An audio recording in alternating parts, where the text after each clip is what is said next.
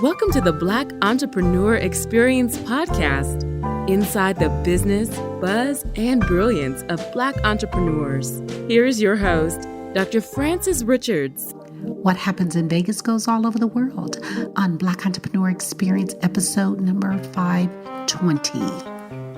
Thank you for joining us as we elevate the Black Entrepreneur Experience by interviewing CEOs, thought leaders, innovative thinkers, and Black entrepreneurs across the globe.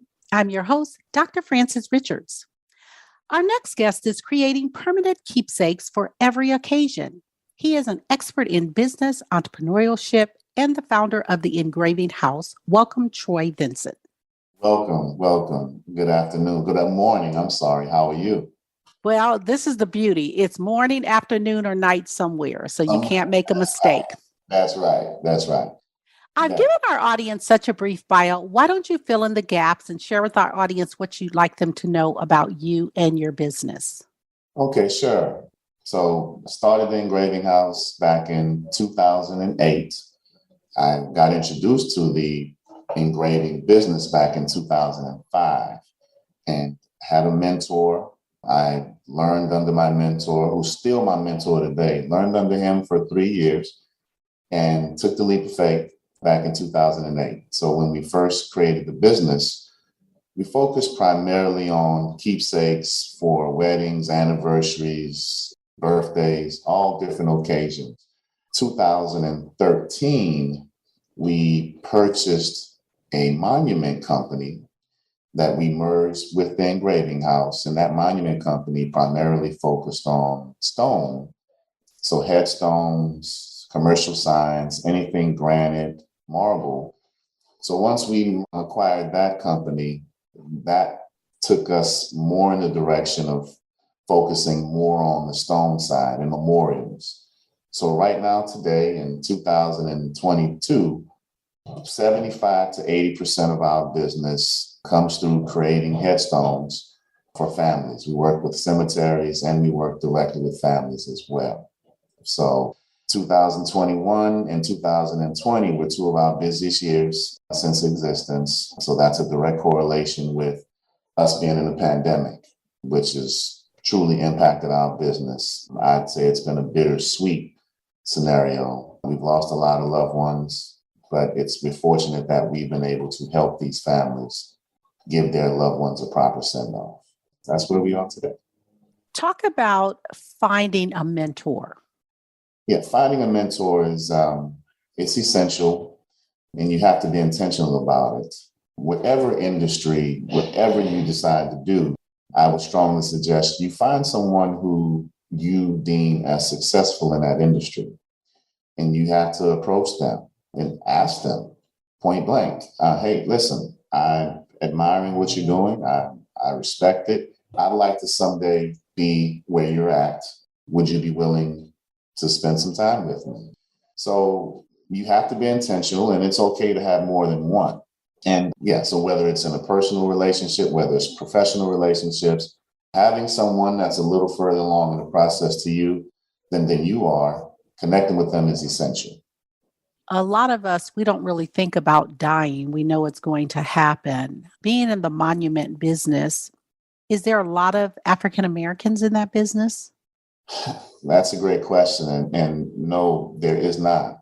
And funny story, my mentor, he's Caucasian, and he told me early on in our relationship, he said, listen, there's not a lot of African Americans in this industry.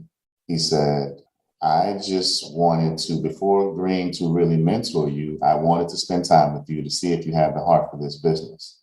And now that I know you have the heart for this business, I'll teach you everything you need to know about the business. But the fact that there's not many African Americans, you have a natural niche that you can start with. Now, he's like, that's not the only communities that you'll end up serving, but there's not a lot of people like you. So he's like, I have no doubt that you'll be successful. And for someone who I would not consider a peer or somebody that would be in my natural sphere of influence, for him to tell me that, and I trusted it. And everything he said at this point is came to fruition. That's a really emotional moment, people losing loved ones. And we know you talked about With the pandemic, it's even heightened. What is something that we don't know about the monument business as consumers that we should know? Well, one thing that I would say is, as a consumer in this industry, you have rights. Okay. We get a lot of times families, they'll walk into a funeral home or they'll walk into a cemetery. In the cemetery, not all, but some cemeteries will lead you to believe that you have to buy the products directly from them. Like that's your only option, which that's not the case. It's really illegal for them to tell you that, but some still bend the rules, or they just imply or infer that you have to come through them. Well, the reality of it is, as long as the monument company that you're buying your headstone from is licensed and insured, that you can buy from them. You don't have to buy from the cemetery. So I would say, do your research. Pre-planning is important. So whether you're walking into a funeral home, you want to understand what's going on ahead of time. So when that time does come, you're not making emotional, rash decisions. You can make thoughtful, knowledgeable decisions that are going to be financially in your favor. Because oftentimes, I've seen it over and over again. You're emotional, you're dealing with the business of things. You sit down in front the wrong type of company, and they're selling you all of these things, and you're just drained. And at this point, you just want to sign a document because you just can't deal with this anymore. But going into with that mentality can cost you hundreds, if not thousands of dollars. So know your options ahead of time. And like you said something, Doc, people, we don't really want to talk about death, but it's not if it's going to happen, it's when it's going to happen. So if we know it's going to happen, it would be in your best interest and your family's best interest that you address these things ahead of time, or at least start doing some homework so you have some sort of idea. Because when you're doing the business of death, you really can't grieve. And when you're holding all of that in, and when it manifests itself and it comes out in a lots of ways, and a lot of relationships get damaged because we don't know how to handle navigating through situations that are stressful as this can be. Fill in the blank. Thank you, pandemic, because. Thank you, pandemic, because in the midst of this madness, you've still given us lots to be thankful for. You have given us an opportunity to think about how important family really is to us. Many of us were not able to spend holidays with our families these last couple of years. And now that we're trying to do that again, I'm reminded of how important my loved ones really are. Thank you, pandemic, because a lot of people I know wanted to go into business for themselves, but for one reason or another, whether it was fear or lack of confidence, we never did it. But now, pandemic, you've pushed a lot of us into entrepreneurship because the jobs that we thought were secure are gone now. So now I'm forced to take some of these ideas that have been birthed inside of me. It's time for me to let them manifest themselves. So thank you, pandemic, for that. Troy, take us on this journey. How did you end up here? What is your backstory? It's my backstory. I like to say, I've been an entrepreneur since I was 12. I used to buy candy wholesale from the store, and then I'd take it to school and sell it to all my friends and classmates. I didn't think about it as entrepreneurship back then. It was just a way for me to make money. Well, I don't have entrepreneurs in my family. I have a family of educators and a family of people that, whether they work in government or work for corporations. So I really didn't have people around me that would really help me nurture my entrepreneurial spirit. So I did what I thought I was supposed to do, which is go to school, get a degree, and go get jobs. So I had several jobs. I worked in the finance industry for years, but never really felt fulfilled. And, I've gotten fired from several jobs. And I used to always complain about I would be the victim of why me, what happened to me.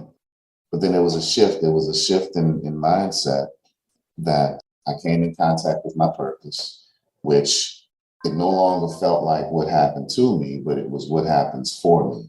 So every job that I was separated from, I learned something from it. And all of those opportunities, finally, after the last time of being separated from a company, I said, this is it. There's got to be more. And I told myself, if I'm going to get fired, it's going to be because of my clients are going to fire me. My customers are going to fire me. But it won't be because I'm just a casualty of business by something much greater than me. So, yeah. So for me, that was my turning point where I had to go against the grain of even my family members. I love them, love all of them, but it was always, yeah, go do that job that you're doing. Go do that business thing, but just make sure you keep your job so you can have your benefits. I heard that for about 10 years. And I think that just delayed my destiny of being an entrepreneur. So it wasn't until I got around people who were entrepreneurs that could pour into me and help me with my self-confidence and the belief that I can do it and I can make it happen. And so here we are now, and I'm not sad that it took so long. I'm just thankful that it actually happened. What was that pivotal moment or that shift that when you decided I'm going to fire myself from the job? I remember that moment because I thought I'd had the job that I would be satisfied with. I was making good money, had a decent schedule, had a nice title, all of the things that I thought were important to me. But this particular company asked me to move to a different location, and I wasn't prepared to do that. And shortly after that, they made it to where I wasn't going to be able to stay there. And I remember when I had the final conversation, I was driving home, and I remember I cried.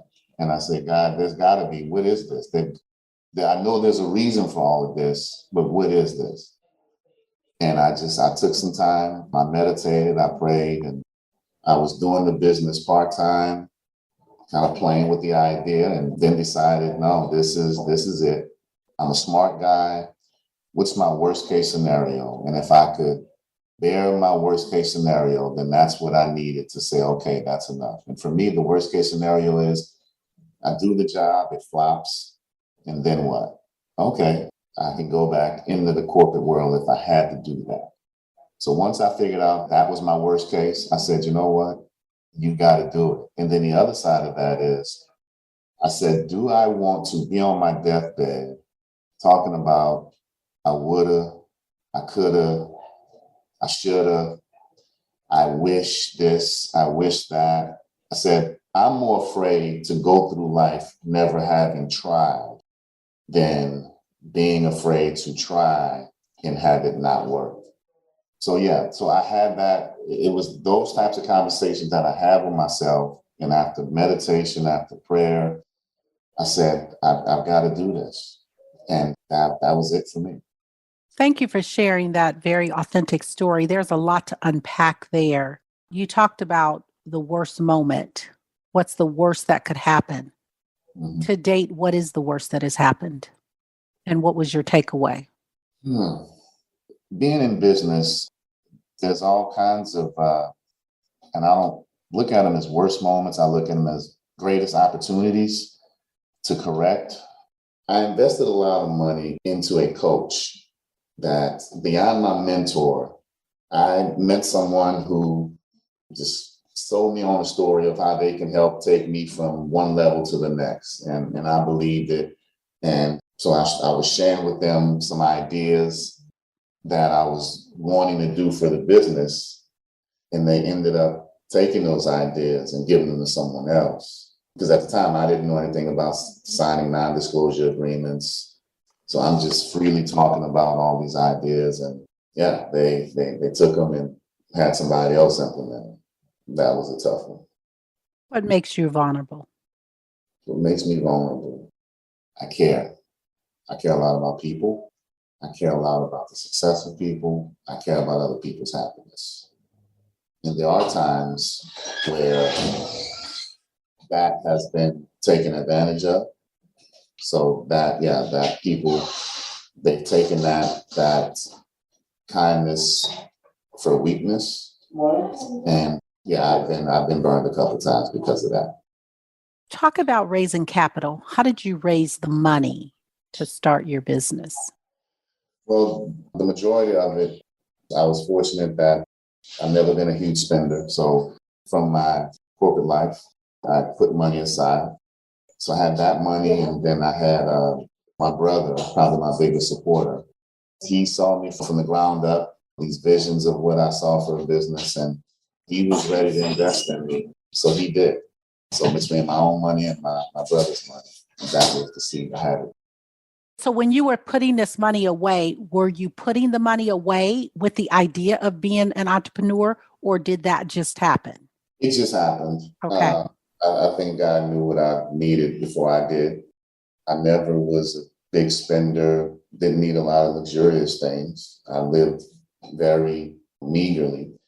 And I just putting it away. Being in the banking and investment field, I was just conditioned to always make sure tomorrow is taken care of.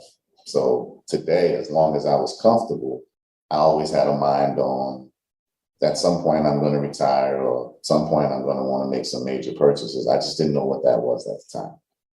You talked about being in the banking field in finance. What is something as business owners that we should know that we don't know? Give us a jewel, something that would help us.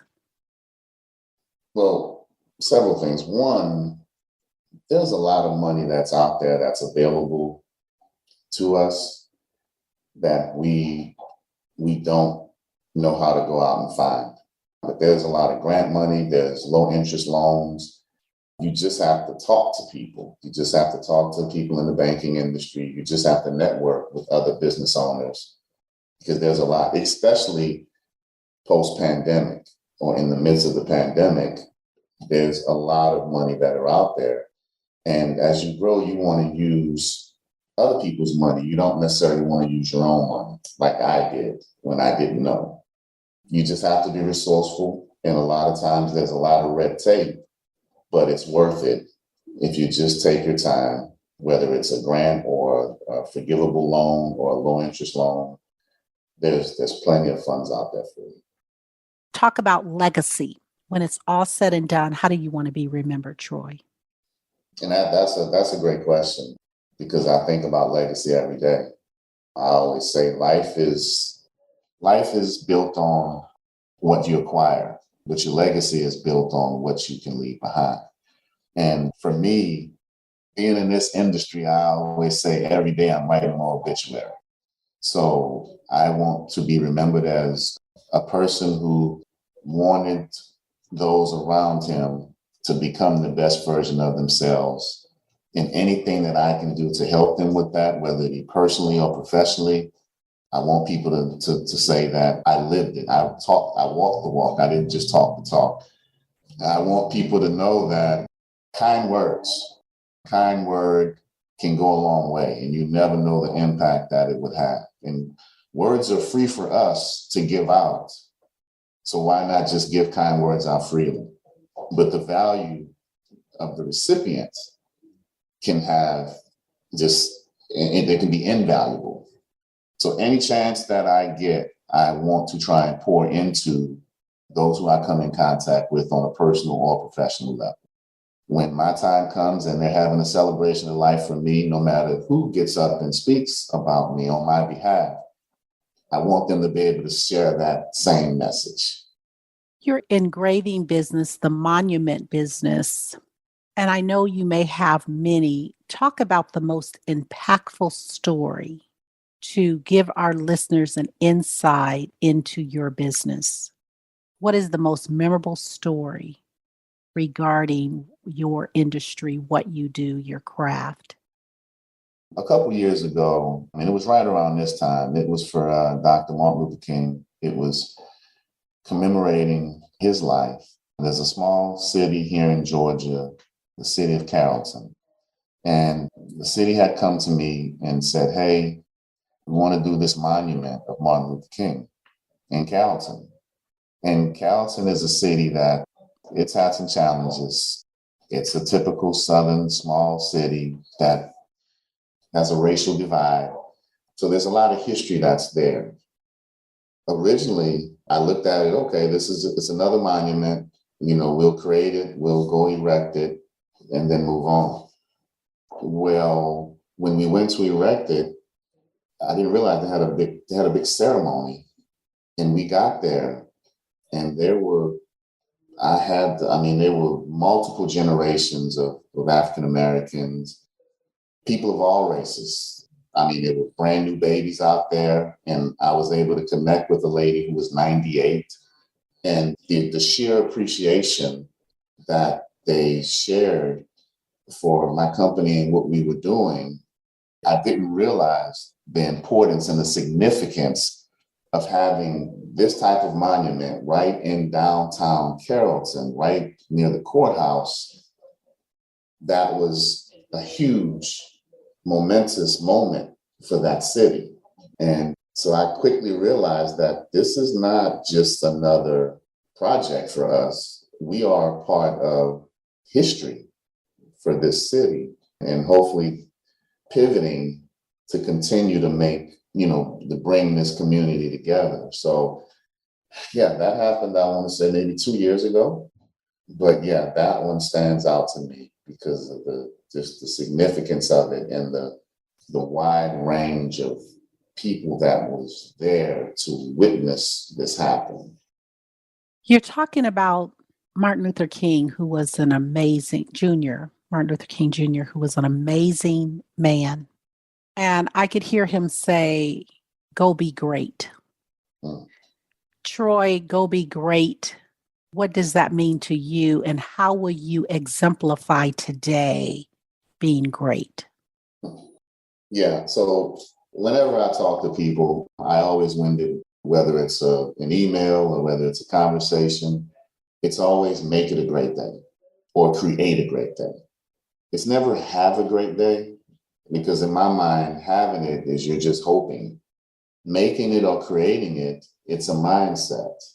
So for me, go be great is living with intention, understanding my purpose, and living in that purpose on a daily basis. So I know what my life, I know why I'm here. I know who I am and I know why I'm here.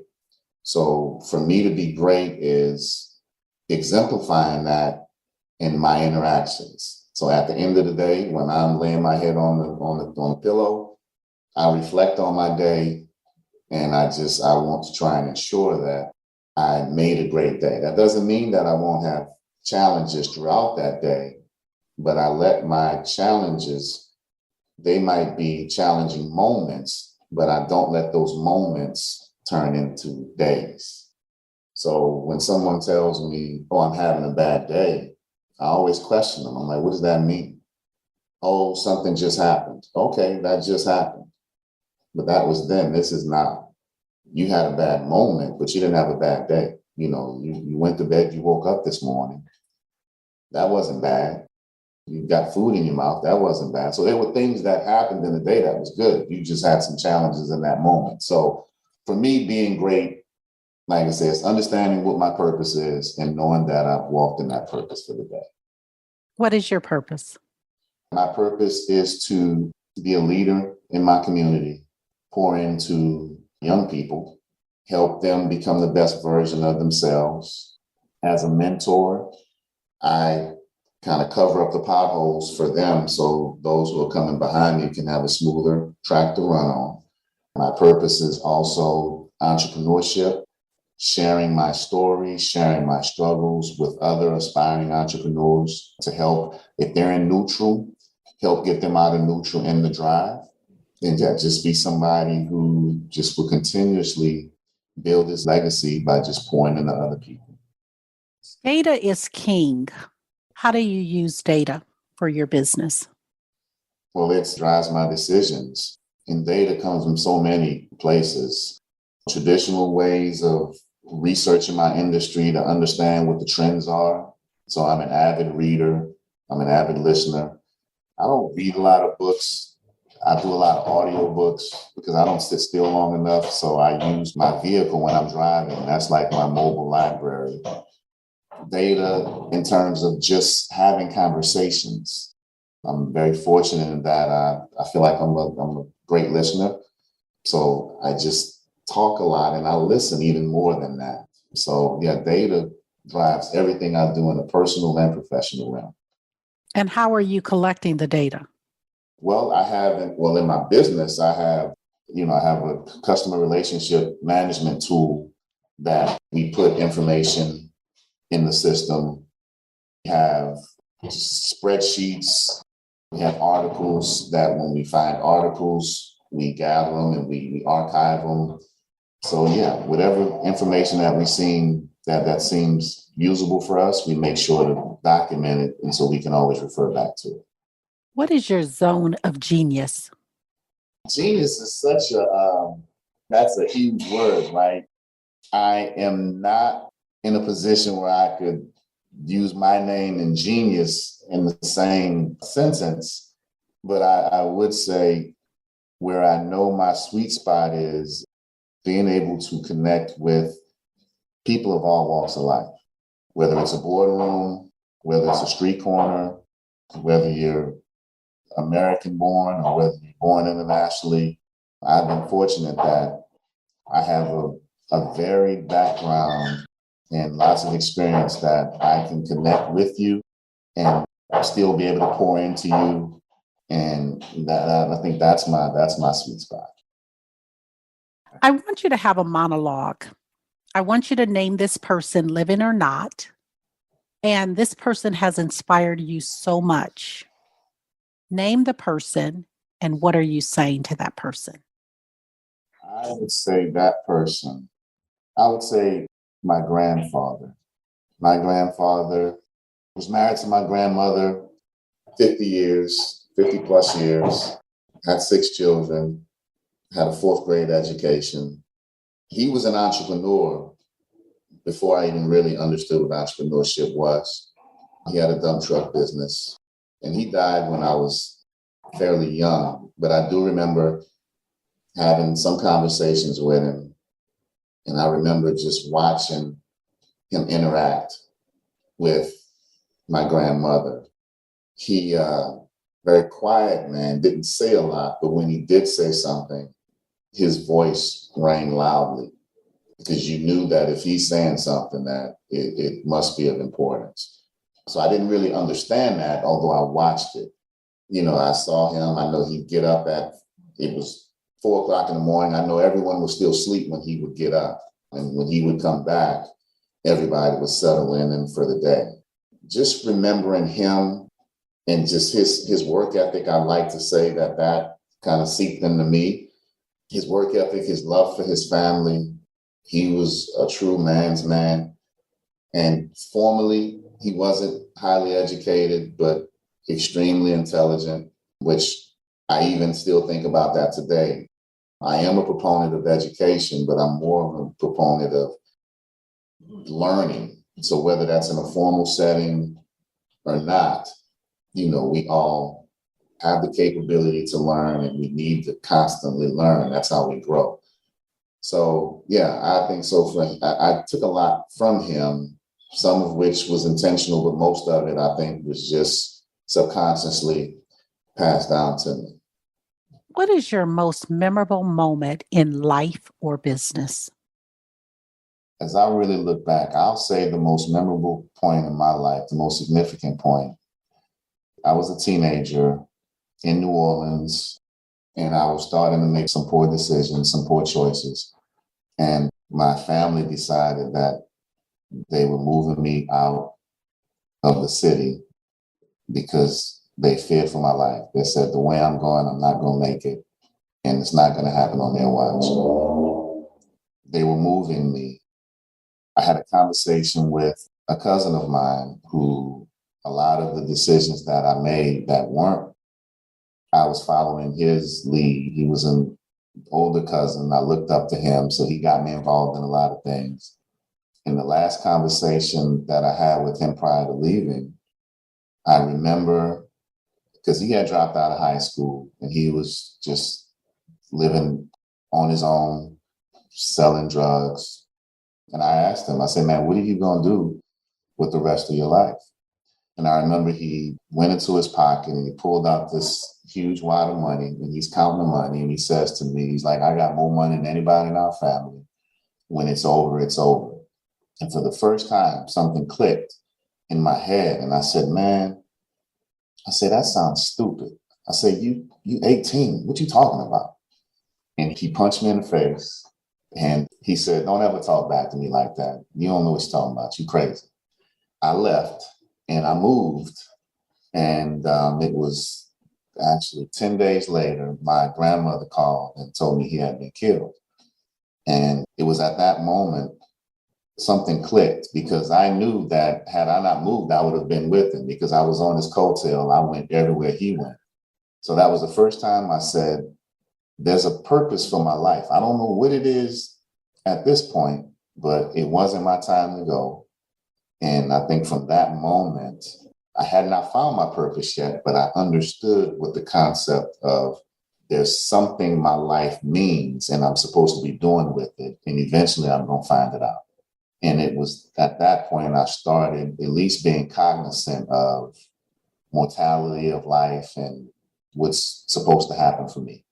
So yeah, I would say that's the most significant. That was a great story, and sorry for your loss. Now, did the entire family move or did they send you? They just sent my father, because my parents were split.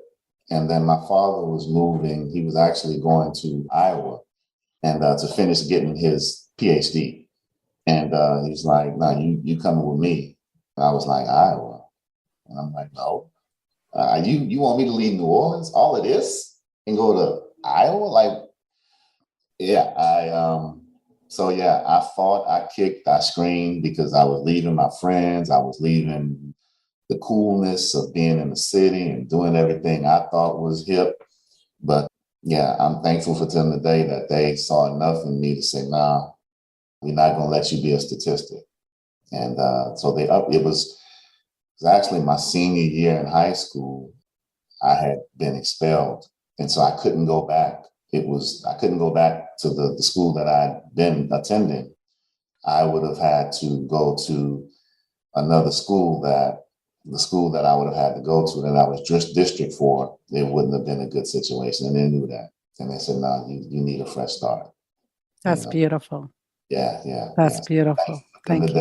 For making a decision that I hated. I thought they were the worst parents in the world for taking me as a teenager and bringing me in this foreign territory. But yeah, that was part of my purpose, the bigger plan that God had set for me that I had no idea about.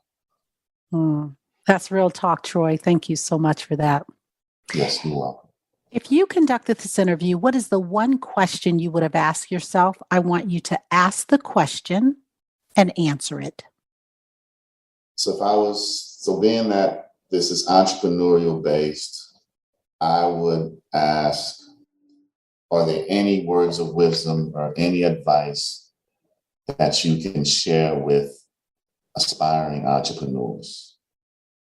And then my answer would be, if you're an aspiring entrepreneur, you want to remember my 3 Ds and you want to live by these 3 Ds. The first D is you have to dream it. You have to envision yourself being whatever it is that you want to be, because if you can't see it, then you'll never be it, right?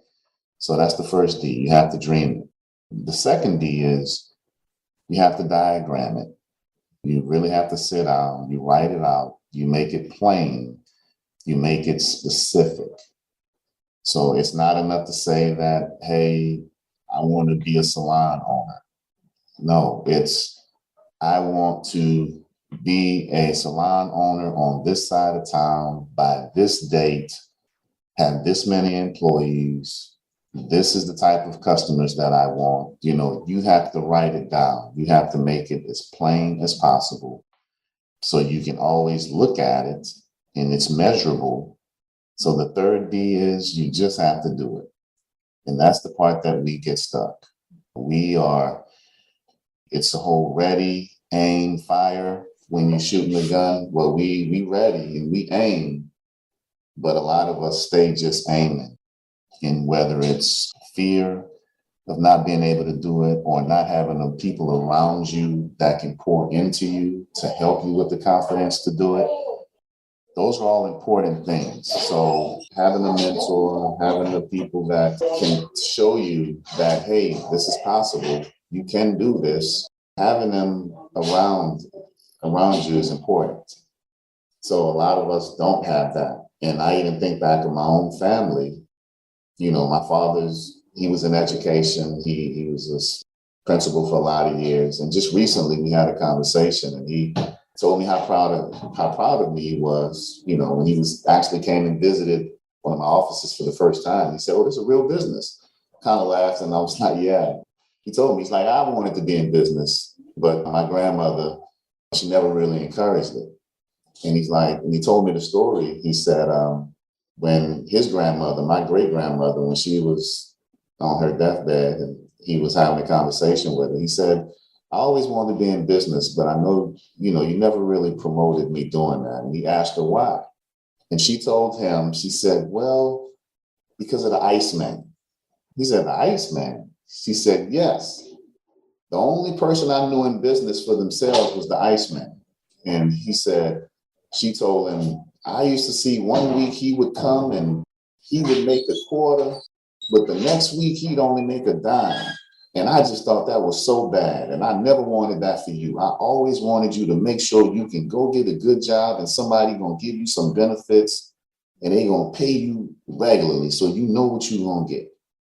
And he looked at her in amazement and he said, "So you discouraged me from being in business because of the Iceman?" And he said, so we had a real conversation after that. He's like, and he apologized to me. He's like, "I know I always told you keep a job and do this business as a side hustle, but make sure you go and work for somebody else so they can give you this and give you that." But he's like, "I didn't know how to really support you. And I'm glad that even with that, you still persevered." You took the lighthearted moment of laughing about my great grandmother to really seriously reminding me of the importance of getting the right circle of people around you. I can't stress any aspiring entrepreneur. You have to be intentional about finding people who are doing what you're doing, who want the same things that you want, so you all can pour into each other like one big think tank, because that makes all the difference in the world. So that's it. The 3Ds. If you don't take anything else from anything that I've said today, just remember, you dream it, you diagram it, and then you just have to do it. Troy, we come to the part of our interview. It's called Rapid Round of Fun. I'm going to give you some questions. I need you to give me very quick answers. If there's something you desire not to answer, feel free to say pass. Are you ready for the Rapid Round of Fun? Ready as I will be, yes. Your ideal car? Tesla truck. Your favorite holiday? Thanksgiving. Your favorite color? Brown. Your first job? Checkers. Your favorite dance song? Anything from Tupac. Your favorite singer or rapper? Tupac. Workout or hit the couch? Workout. Troy Vincent, thank you so much for joining us on Black Entrepreneur Experience Podcast. Before we let you go, why don't you share with our audience the best way for them to connect with you and to do business with you? And feel free to leave all your social media handles. Okay. The website is www.engravinghouse.com. Twitter is Engraving House. Facebook, Engraving House. And Instagram, Engraving House. But yeah, you feel free to drop a line. Even on the website, there's a contact page. If you left me a message, I will get it. But yeah, so thank you. Thank you so much for your time. I really appreciate you, Dr. Richards. That's a wrap. Thank you for listening and subscribing to Black Entrepreneur Experience. We would love for you to leave a review and rating on iTunes and share with your friends. For show notes and more episodes, go to www.beepodcast.com. Join us next Wednesday, and remember, green is the new black. So keep your bank accounts and your business in the black.